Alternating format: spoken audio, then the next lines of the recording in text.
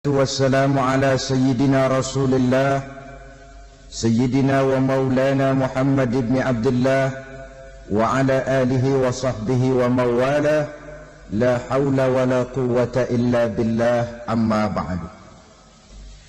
Bapak-bapak, ibu-ibu, saudara-saudara kaum muslimin rahimakumullah. Kapan kiamat itu akan datang? Ini rahasia Allah. Jangankan kita yang orang awam, baginda Nabi sendiri tidak diberitahu oleh Allah kapan kiamat itu akan terjadi. Tetapi sungguh pun demikian, banyak hadis-hadis yang menjelaskan ciri atau tanda-tanda datangnya kiamat. Nah, kalau sudah bicara soal tanda kiamat itu ada dua. Pertama yang disebut alamatus sughra, tanda-tanda kecil. Ini waktunya masih ada tenggang. Ada yang dinamakan alamatul kubra, tanda-tanda besar. Artinya kiamat sudah diambang pintu. Apa tanda-tanda kecil dari datangnya hari kiamat itu? Misalnya kata Nabi, apabila ilmu sudah diangkat oleh Allah. Artinya apabila ulama sudah banyak wafat, minat orang belajar agama berkurang, lalu kebodohan nampak merajalela di mana-mana, zina dikerjakan secara terbuka, minuman-minuman keras jadi kebanggaan, itu termasuk di antara tanda-tanda kecil terjadinya hari kiamat. Apalagi misalnya iza waladatil ammatu rabbataha, apabila budak sudah melahirkan tuan. Apa maksudnya? Ada yang mentafsirkan apabila anak sudah bisa membudaki orang tuanya. Orang tua yang melahirkan dia, yang membesarkan dia, demi setelah si anak besar jadi orang berpangkat, bertitel, berharta, berkedudukan, jadilah orang tua itu budaknya. Sehingga sering dibilang kalau orang tua kaya, anak jadi raja. Tapi kalau anak yang kaya, orang tua sering jadi budak. Apalagi munculnya fitnah yang bergelombang, timbul perang antara dua bangsa yang besar, waktu berjalan terasa sangat pendek sekali. Itu merupakan tanda di antara tanda-tanda kiamat. Termasuk di dalamnya sulit membedakan mana laki, mana perempuan. Kan kalau tanda-tanda kayak begini sekarang sudah banyak kita lihat kan. Ulama banyak wafat, penggantinya sulit. Zina dikerjakan berterang-terangan, minuman keras jadi kebanggaan, banyak anak membudaki orang tuanya, sulit membedakan mana laki mana perempuan. Kadang-kadang dari belakang kita lihat perempuan bener, begitu kita colek nengok jenggotan.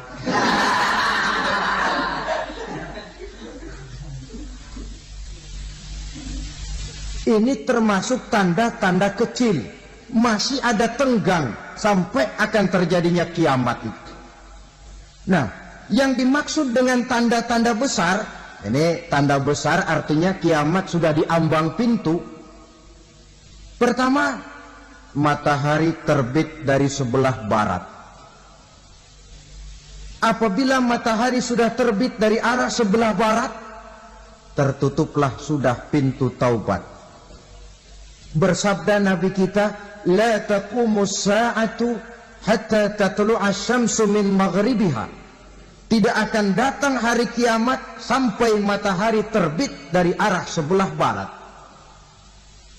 Fa iza tala'at, manakala matahari telah terbit dari arah sebelah barat, wa ra'ahan nasu, manusia banyak menyaksikan itu, amanu ajma'un, mereka pun lalu beriman. Yang tadinya kafir, yang tadinya ingkar, yang tadinya membangkang, setelah melihat matahari terbit dari sebelah barat, buru-buru beriman, berlomba-lomba mengucap dua kalimat syahadat. Tapi apa yang terjadi? kata Nabi, wa dzalika hina la yanfa'u nafsan imanuha lam takun amanat min qabl. Hari itu adalah hari yang iman sudah tidak berguna lagi bagi seseorang apabila sebelumnya memang dia tidak pernah beriman. Au kasabat fi imaniha khaira, atau beriman tetapi tidak pernah melakukan kebajikan di dalam keimanannya itu. Hari yang sudah kasib, hari yang sudah terlambat, beriman tidak akan ada gunanya lagi. Ini pelajaran buat kita. Sebelum sang surya terbit dari sebelah barat, sebelum nafas sampai di tenggorokan, artinya pintu taubat masih terbuka. Kalau dua hal itu sudah terwujud, nafas sudah sampai di kerongkongan atau matahari sudah terbit dari arah sebelah barat, tertutuplah sudah pintu taubat. Tak ada lagi gunanya pangkat, jabatan, harta, bahkan beriman pun dalam suasana macam itu. Too late, kata orang Kulon.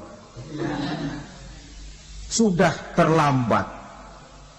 Matahari terbit dari arah sebelah barat. Itu tanda besar, artinya kiamat sudah diambang pintu. Lalu apalagi tanda besar? Munculnya Dajjal. Dajjal artinya pendusta-pendusta yang menyesatkan manusia. Ada dua macam Dajjal, saudara. Ada Dajjal kecil. Ini Dajjal kelas teri. Kalau ini sejak zaman Rasulullah sudah ada itu. Tiap zaman ada. Di zaman Rasulullah misalnya ada yang bernama Aswad al-Unsi dari Yaman. Ada yang namanya Musailamah al-Kazzab dari Yamamah. Ada yang namanya Ibnu Sayyad dari Madinah. Ini Dajjal di zaman Rasul.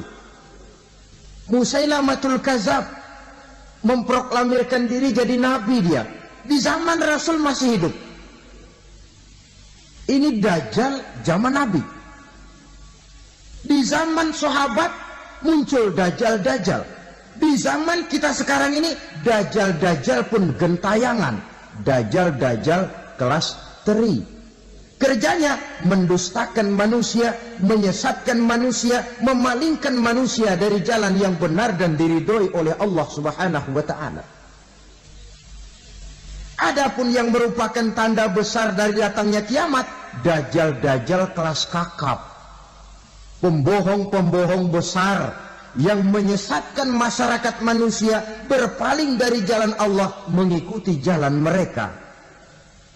Apa sih ciri Dajjal itu? Kata Nabi dalam hadis Bukhari Muslim, Inna Dajjala, sesungguhnya yang namanya Dajjal itu yakhruju, satu saat akan muncul mendekati hari kiamat.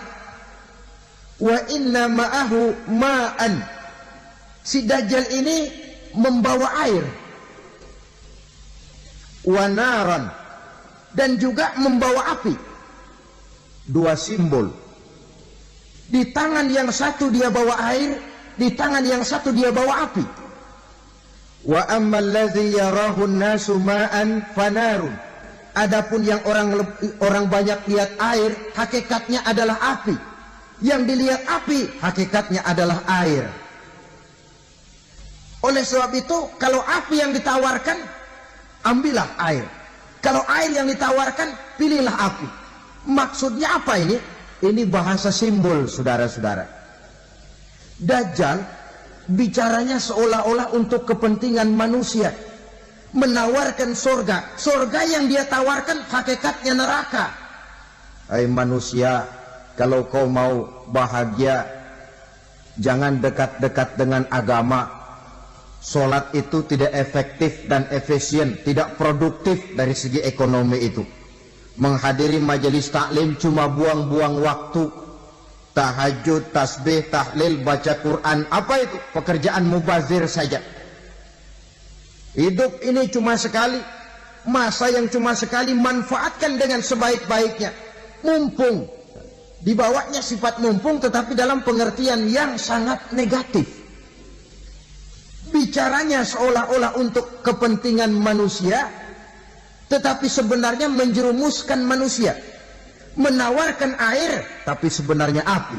Menawarkan api, tapi hakikatnya air. Buat apa kamu sholat? Buat apa kamu bayar zakat?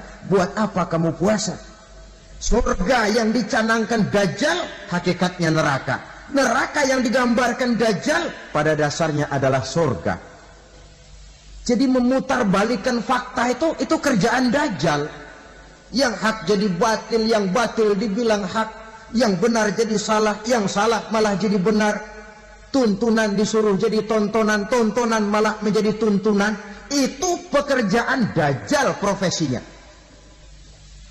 Zamannya Nabi Adam, Dajjalnya kan iblis. Betul? Betul. Apa sih dan kerayuan iblis itu? Allah setelah menciptakan Nabi Adam kan bilang, Adam, kau dan istrimu Hawa tinggal di surga ini. Seluruh fasilitas yang ada di surga persilahkan kau nikmati. Satu yang tidak boleh, jangan coba-coba dekati pohon khuldi. Dekat saja jangan, apalagi sampai memetiknya. Datang Dajjal yang namanya iblis ini. Adam, kamu tahu nggak kenapa tidak boleh makan buah khuldi? Ya nggak tahu, pokoknya saya dilarang. Bodoh kamu, Dam. Khuldun artinya kekal. Kalau kamu makan itu buah, kau akan kekal di surga buat selamanya. Allah tidak kepengen, maka dilarang kamu makan buah khuldi. Kalau kau ingin kekal di surga, Adam, makan saja. Saya bicara begini ini untuk kepentingan kamu, Adam. Ini kan ciri-ciri Dajjal. Bicaranya sih seolah-olah untuk kepentingan Nabi Adam. Hakikat sebenarnya menjerumuskan Nabi Adam supaya ingkar dan melanggar larangan dari Allah Subhanahu wa ta'ala. Jadi setelah muncul Dajjal, timbul kekacauan-kekacauan di masyarakat. Banyak yang terpengaruh, terpedaya dan terpesona. Termasuk mereka yang memproklamirkan diri jadi nabi. Mereka yang memproklamirkan diri jadi rasul di zaman sesudah Rasulullah wafat, itu adalah Dajjal-Dajjal. Maka saya ingatkan, kalau di zaman kita sekarang ini ada orang ngaku jadi nabi, ada orang ngaku jadi rasul, biar bahasa Arabnya kental, Quran hafal, hadis ribuan hadis hafal, biar pakai serban sampai menyengser ke tanah, bahasa Arabnya fasih, tapi dia mengaku jadi nabi, jadi rasul, kita umat Islam wajib tidak percaya. Wajib untuk tidak percaya. Itulah Dajjal-Dajjal zaman kita sekarang ini. Tidak mustahil mereka datang mempengaruhi orang-orang awam supaya berpaling dari Rasulullah, mengikuti mereka.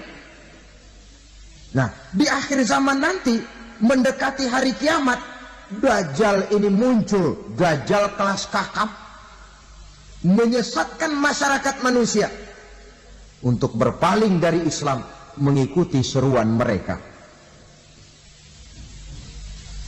Apalagi di antara datangnya kiamat itu, tanda yang besar itu, turunnya Nabiullah Isa Al-Masih, putra Maryam.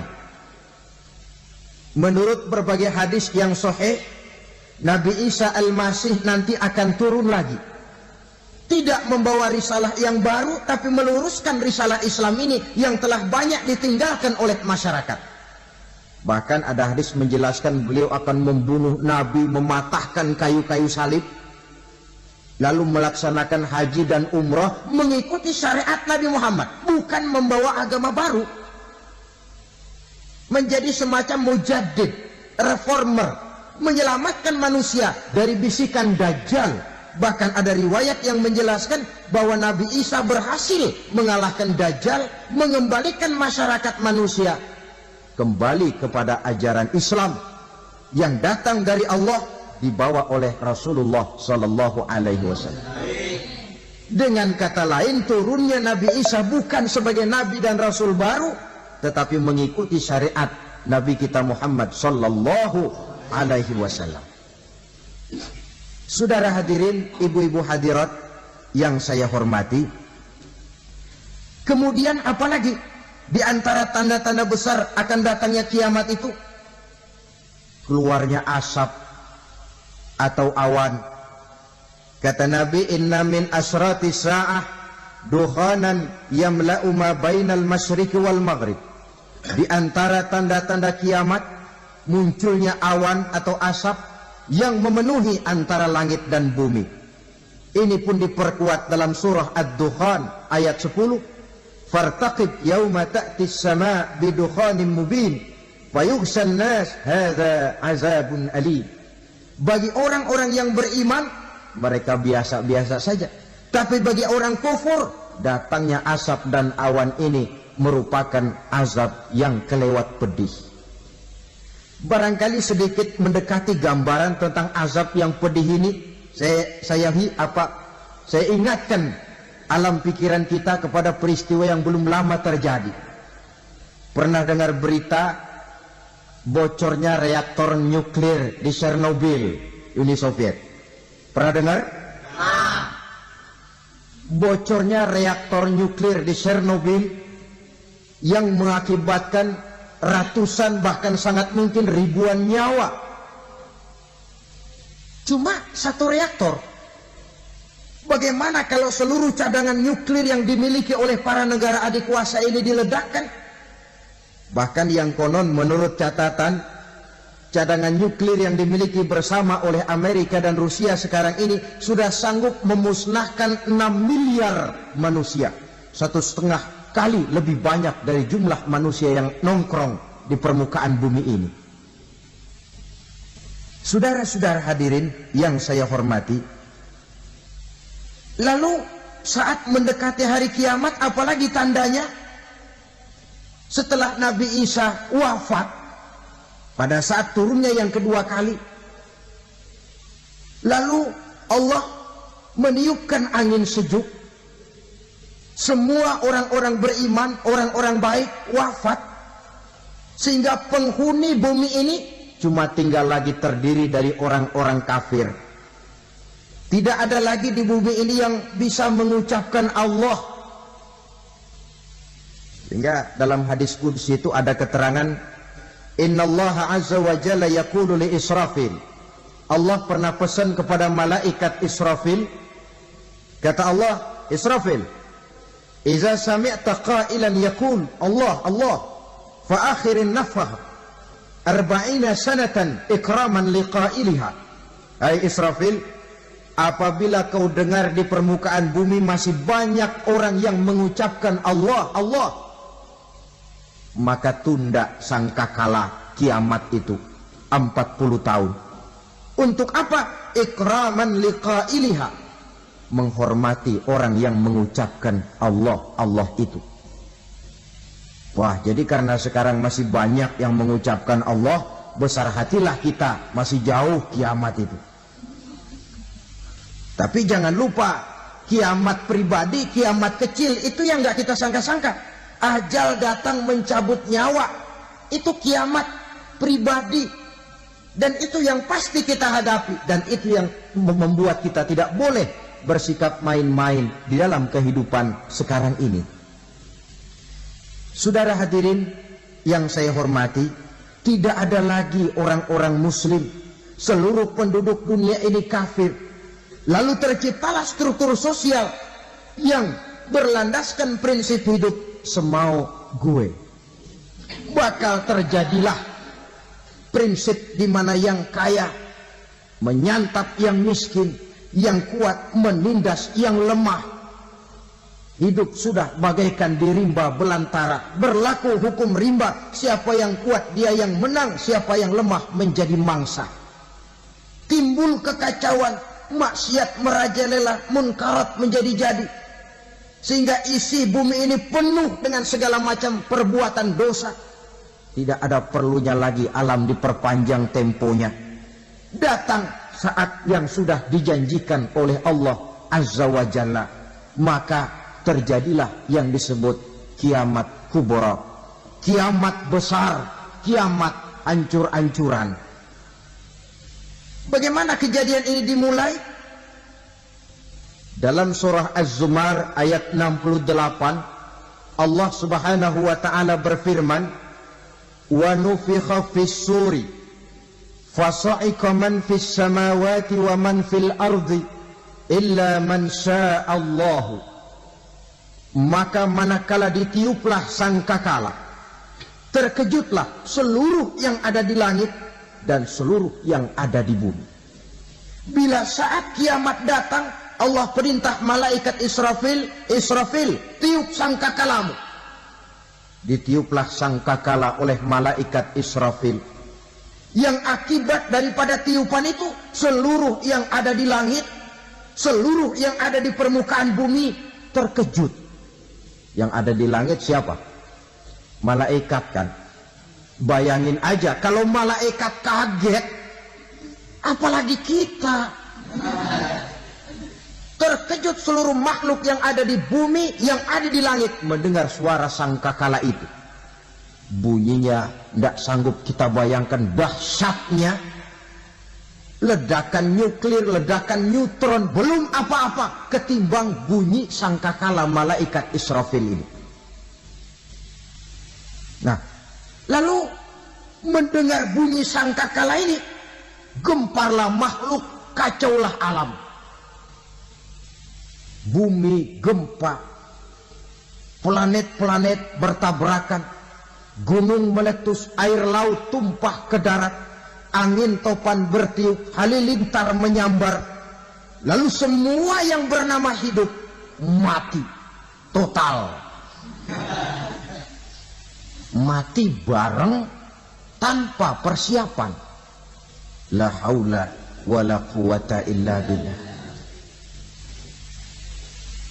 Saya kadang-kadang dalam tafakur bermohon, ya Allah, mudah-mudahan saya nggak nemuin kiamat beneran. Ngeri, nggak bisa kita bayangkan macam apa suasana seperti itu.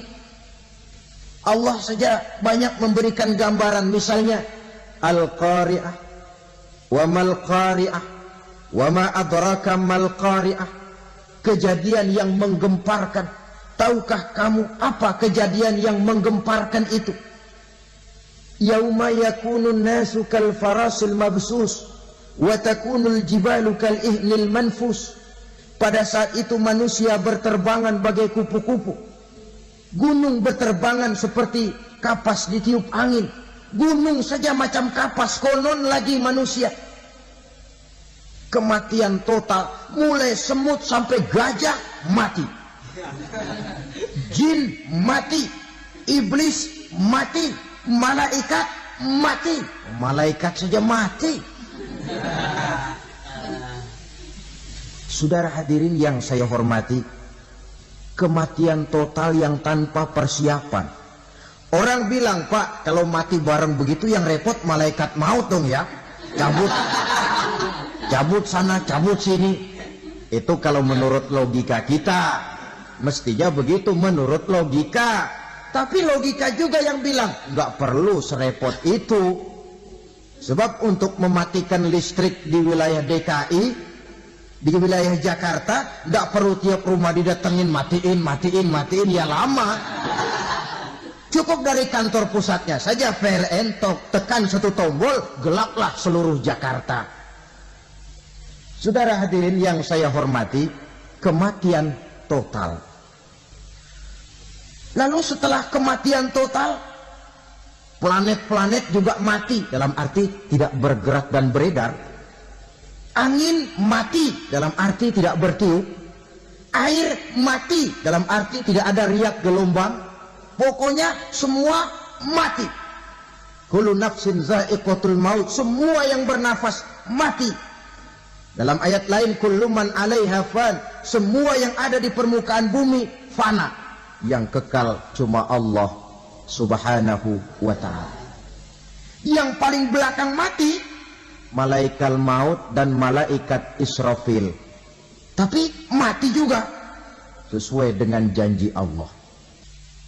Menurut hadis Bukhari Muslim dari Abi Hurairah, masa tenggang waktu antara kematian total pada tiupan sangkakala pertama dengan proses kebangkitan pada tiupan sangkakala kedua 40 lamanya. Tidak dijelaskan oleh Abi Hurairah 40 jam, apa 40 hari, apa 40 tahun. Hadis-hadis cuma menyebutkan 40 saja. Sunyi alam, yang tinggal cuma Allah saja lagi. Ketika itu Allah berseru-seru, katanya, limanil mulkul yauma. Siapa para penguasa hari ini? Mana itu raja-raja dan penguasa yang dulu mengaku jadi Tuhan? Fir'aun. Mana Fir'aun sekarang? Yang dulu jadi raja, merasa berhasil, sombong, lalu tidak mau turun-turun dari kekuasaannya, sampai kepada puncak kekurang ajarannya mengangkat diri jadi Tuhan. Mana itu Fir'aun? Namrus. Mana sekarang Namrus? La ilaha illa ana. Ternyata tidak ada Tuhan lain selain daripada aku, kata Allah.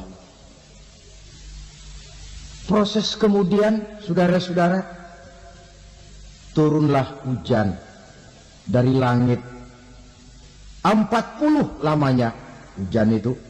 Tidak jelas juga 40 jam apa 40 hari. Setelah air turun membasahi, datanglah tiupan sangkakala yang kedua. Semua yang bernama mati bangkit dari kuburnya masing-masing. Ini yang disebut Yaumul Ba'thi, hari kebangkitan. Allahu Akbar. Pada saat kita bangkit dari kubur kita masing-masing, kumpul di padang mahsyar namanya. Bayangin aja, saya sendiri nggak sanggup bayangin. Manusia sejak zaman Adam sampai zaman kiamat kumpul bareng di tempat sama. Berapa banyaknya itu?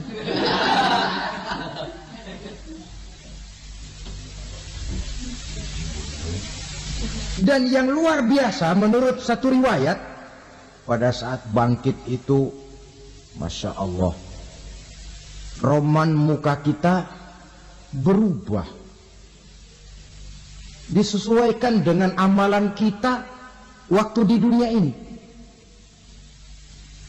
Barang siapa yang waktu di dunia amalannya itu amalan tikus, di akhirat nanti dia bangkit dari kubur, mukanya seperti muka tikus. Gagah betul badannya, tapi mukanya seperti tikus. Kenapa? Amalannya waktu di dunia seperti amalan tikus. Apa amalan tikus itu? Suka ngegeragoti barang yang sudah disimpan rapi-rapi. Orang sudah simpan uang rapi-rapi, simpan perhiasan rapi-rapi, digeragoti oleh tikus.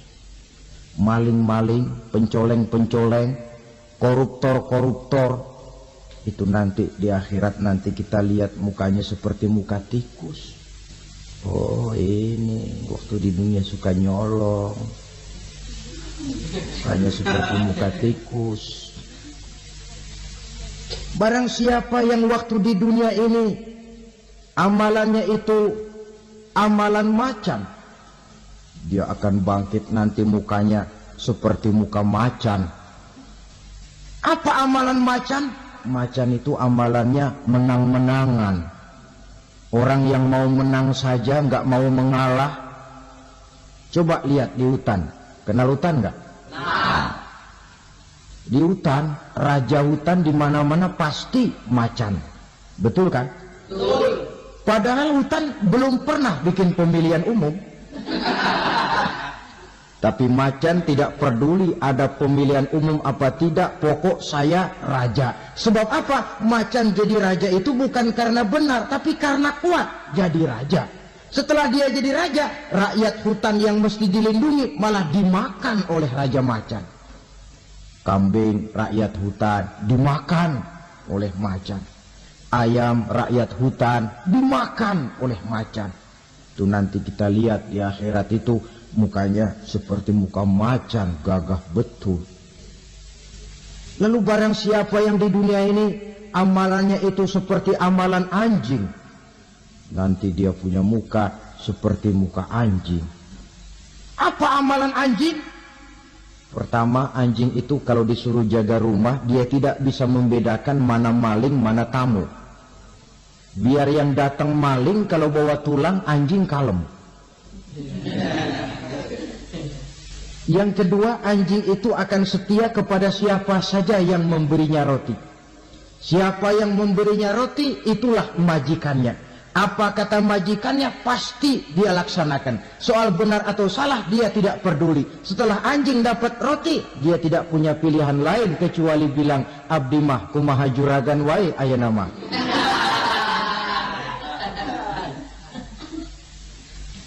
Saudara hadirin yang saya hormati, berkumpul di padang mahsyar, tiap orang sibuk dengan persoalannya masing-masing.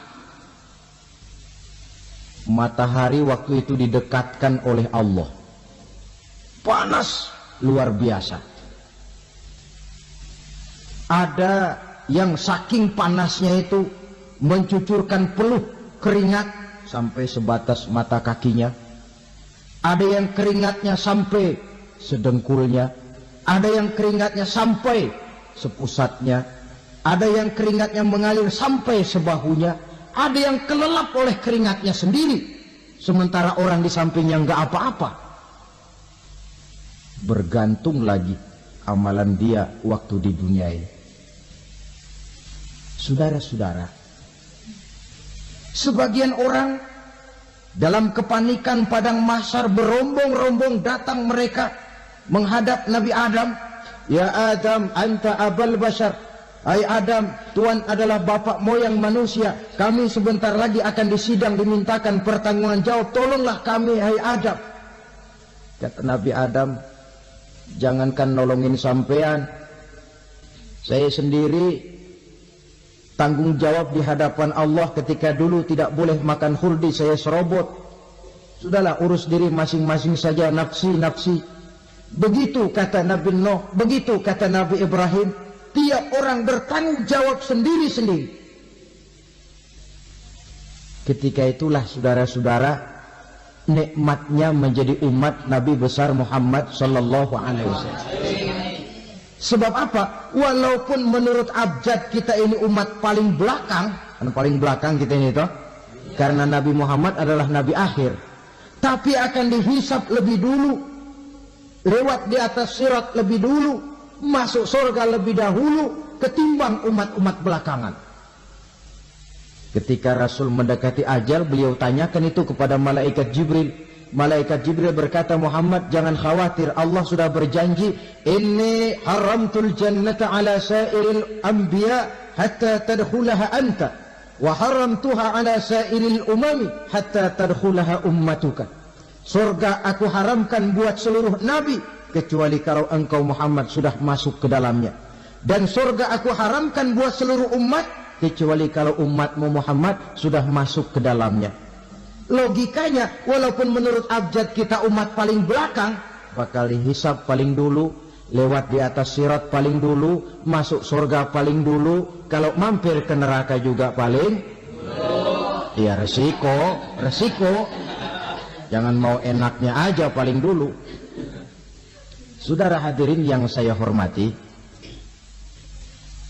setelah masa kebangkitan itu jangan dikira begitu bangkit langsung diperiksa, masih menunggu menanti ribuan tahun perhitungan padang mahsyar untuk sampai kepada proses yang disebut yaumul hisab, hari perhitungan.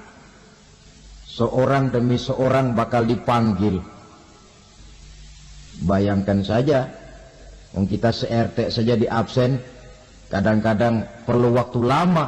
Ini manusia sejak zaman Nabi Adam sampai datang hari kiamat, satu demi satu disidang di hadapan Qadhi Rabbul Jali. Status sosial copot sudah waktu itu. Yang pernah jadi hartawan di situ tidak lagi kelihatan kehartawanannya. Yang pernah jadi jenderal tidak lagi dipanggil jenderalnya, yang ustadz tidak lagi dipanggil al-mukarramnya. seluruh status sosial selesai. Dipanggillah kita seorang demi seorang menghadap Qadhi Rabbul Jalil. Bagaimana proses penghisaban itu? Pertama, proses tanya jawab. Di antaranya ada hadis menyatakan, lan tazula qadama 'abdin yaumal qiyamah hatta yus'ala an arba'i khisalin. Besok di hari kiamat tidak akan bergeser telapak kaki seorang hamba sampai dia ditanya lebih dulu tentang 4 persoalan. Tentang ilmunya. Kemana ilmu itu diamalkan? Tentang umurnya. Di mana umur itu dihabiskan? Tentang masa mudanya. Kemana masa muda itu dipakai? Tentang hartanya. Dari mana harta itu didapat dan kemana harta itu dibelanjakan. Ini termasuk proses tanya jawab. Jadi kalau istilah pengadilan dunia, nama Fulan bin Fulan. Kamu waktu di dunia diberikan umur panjang untuk apa? Pernah mengalami masa muda, kemana kau habiskan masa remajamu? Kau diamanahkan ilmu, dengan apa ilmumu kau amalkan? Kau diberikan harta, dari mana harta kau dapat, kemana kau belanjakan? Tak seorang pun yang bisa mungkir. Sebab apa? Dikala itu yang menjadi saksi bukan orang. Yang menjadi saksi adalah seluruh anggota badan kita. Tangan bicara, kaki jadi saksi terhadap seluruh amalan yang pernah kita kerjakan pada saat kehidupan di alam dunia ini. Selesai proses tanya jawab, lalu diperlihatkan buku catatan kita waktu hidup di dunia ini. Jangan lupa Allah itu menyiapkan 2 superkomputer kepada kita. Sebelah ditempelin sebelah kanan, yang sebelah tempelin di sebelah kiri. Komputer itu namanya Raqib dan Atid. 2 malaikat yang apabila baik kita lakukan, refleks saja akan menulis kebajikan kita. Jahat kita kerjakan, akan tertulis. Catatan itu nanti diperlihatkan kepada kita. Waduh, alangkah malunya pada saat diperlihatkan catatan kita, buku rapot kita merah melulu. Barangkali diperiksa sambil diomelin, brengsek lo. Buku merah melulu begini, bagaimana waktu hidup di dunia? Tidak cukup diperlihatkan buku catatan kehidupan, rekaman kehidupan.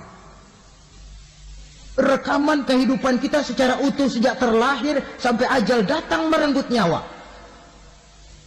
Barangkali mirip dengan video sekarang ini, di mana terekam dengan baik seluruh kegiatan kita sejak yang sekecil-kecilnya sampai kepada yang sebesar-besarnya.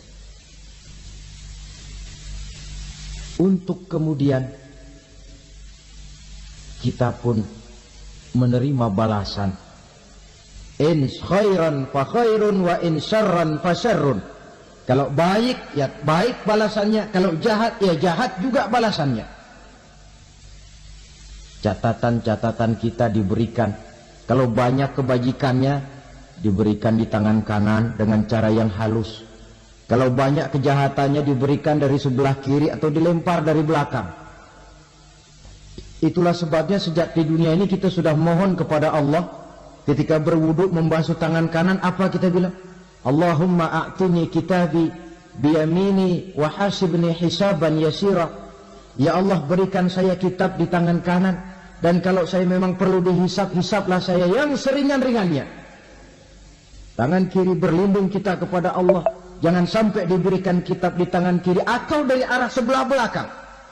Wa a'udzubika an tu'tiya kitabi bishimali aw min wara'i zuhri, dari arah sebelah belakang. Na'udzubillah min dzalik.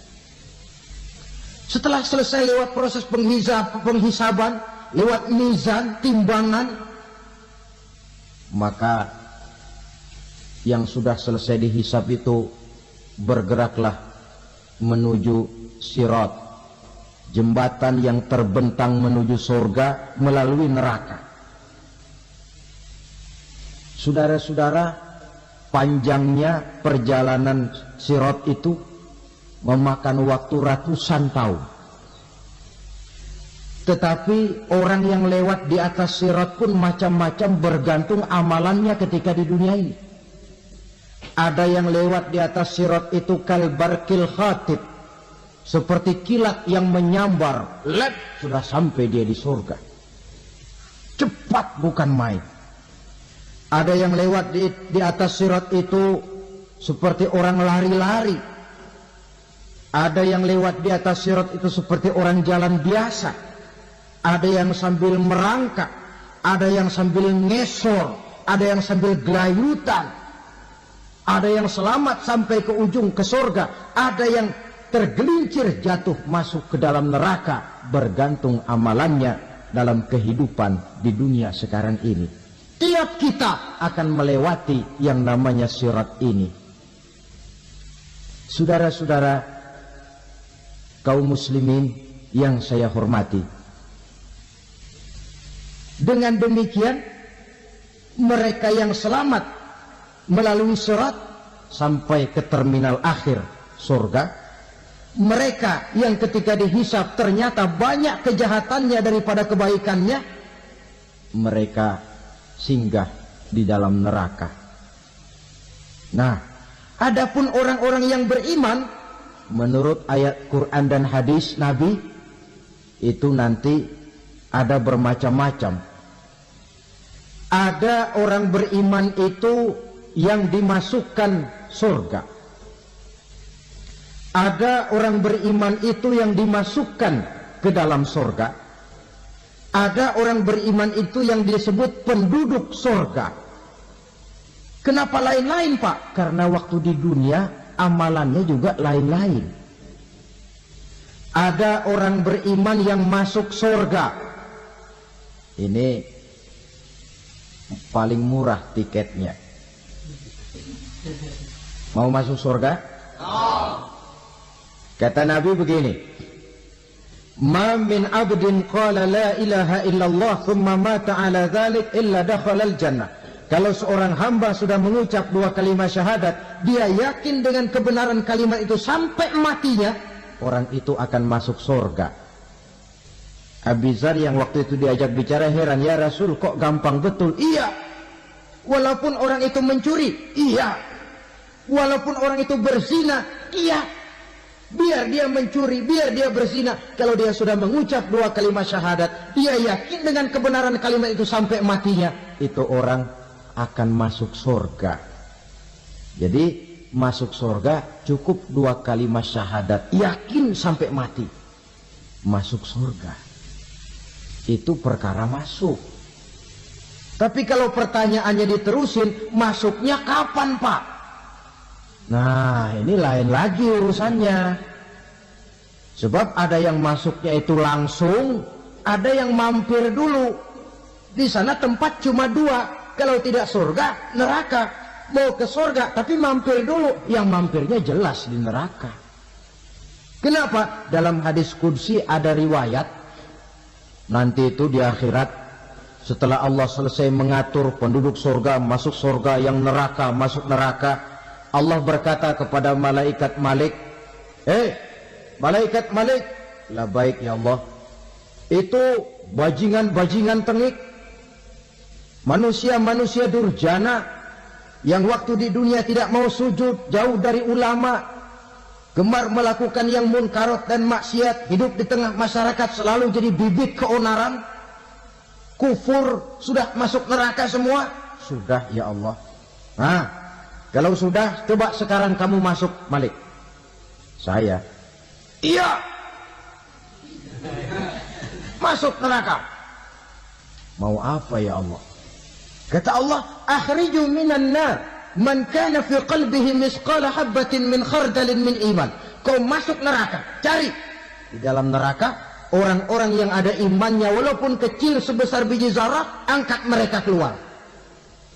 Masuk malaikat Malik ke neraka, cari orang yang ada imannya, korek-korek. Ya repot, udah pada gosong.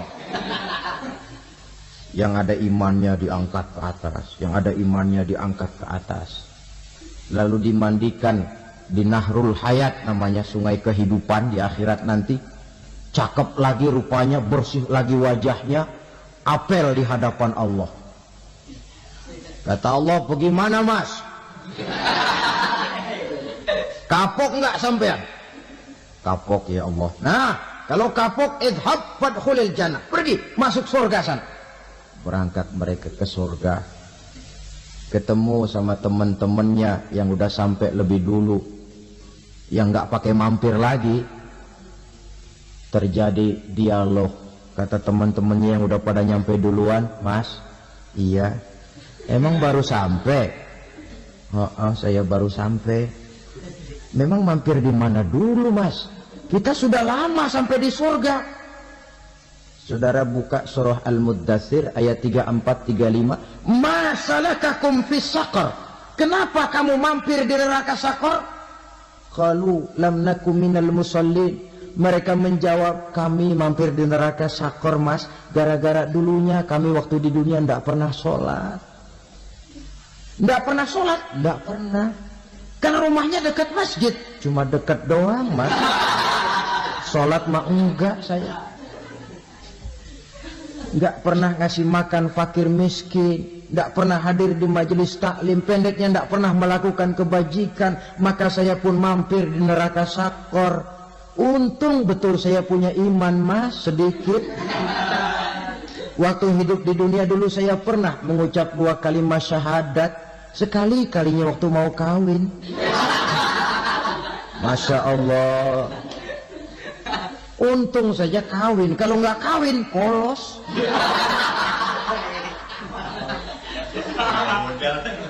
Itu juga pengulu sudah setengah mati ngajarin.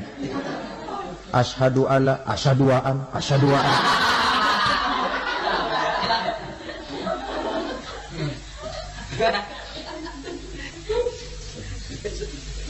Ini namanya masuk surga, ada mampir dulu. Ada pula orang mukmin itu yang dimasukkan surga. Namanya dimasukkan kan terima beres. Saya masuk ke rumah, jalan sendiri, cari tempat sendiri. Saya dimasukkan ke dalam rumah, terima beres, pokok ada di dalam, itu dimasukkan namanya. Nggak pakai mampir. Tapi tentu tiketnya lebih mahal ketimbang yang pertama tadi. Apa kata Allah?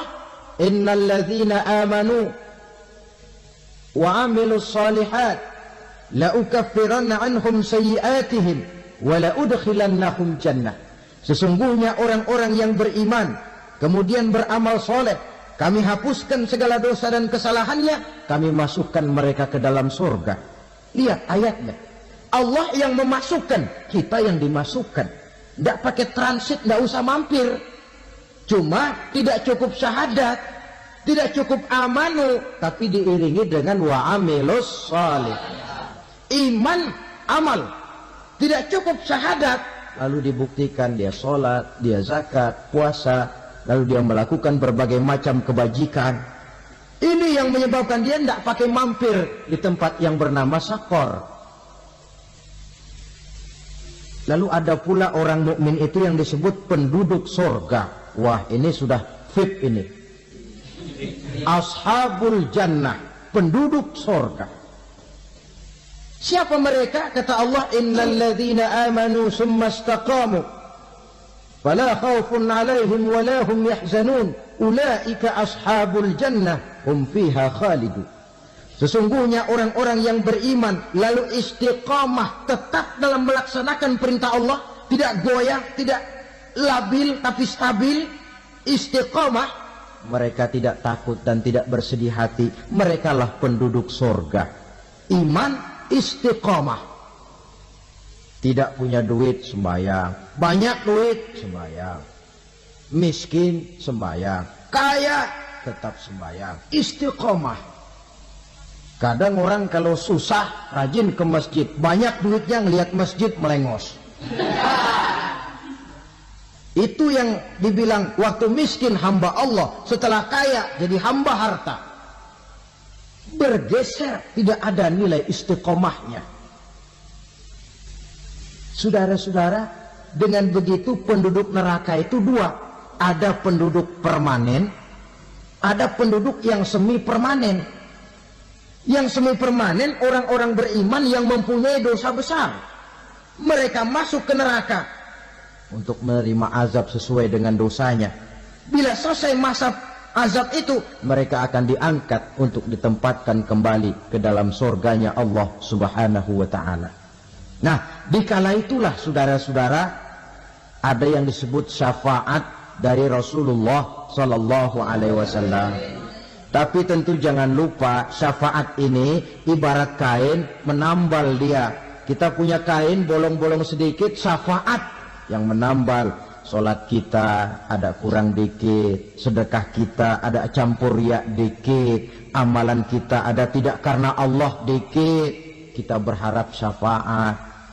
Jadi biarlah kain masih bolong-bolong, yang penting punya kain. Tapi kalau kainnya tidak ada, yang ditambal apanya? Sholat tidak, puasa tidak, zakat tidak, berharap syafaat saja, ya, terlalu berlebihan itu. Saudara hadirin yang saya hormati, apabila selesai proses penghisaban, proses penghitungan, maka dikala itulah manusia terbagi dalam dua kelompok besar. Fariqun fil jannah wa fariqun fis sa'ir. Sekelompok orang-orang beruntung yang masuk ke dalam surga, dan sekelompok lagi masuk ke dalam neraka. Akan memakan waktu untuk menceritakan sifat surga dan neraka, tapi insya Allah pada kesempatan pertemuan lain saya sampaikan. Namun sebagai gambaran umum cukuplah saya sampaikan sebuah hadis qudsi. Allah jelaskan, a'dadtu li'ibadiyas salihin ma la aynun ra'at wa la uzunun sami'at wa la khatara fi qalbil bashar. Aku sediakan buat hamba-hambaku yang soleh, yang tidak pernah terlihat oleh mata, tidak pernah terdengar oleh telinga, dan belum pernah terdetik dalam hati manusia. Jadi kenikmatan surga belum pernah dilihat mata, belum pernah didengar telinga, belum pernah terdetik dalam hati. Pedihnya azab neraka belum pernah terlihat mata, belum pernah terdengar telinga, belum pernah terdetik dalam hati. Saudara hadirin yang saya hormati, oleh karena itu sebagai uraian akhir daripada kiamat ini, marilah sama-sama kita memanfaatkan hidup dengan sebaik-baiknya, supaya jangan timbul penyesalan di hari kemudian nanti. Mudah-mudahan kita seluruhnya diselamatkan Allah dari azab neraka dan mendapat surga dan ridhonya. Sekian dan demikianlah pertemuan kita kali ini. Terima kasih banyak atas segala perhatian. Mohon maaf atas segala kekurangan. Usikum wa nafsi bitaqwallah. Wassalamualaikum warahmatullahi wabarakatuh.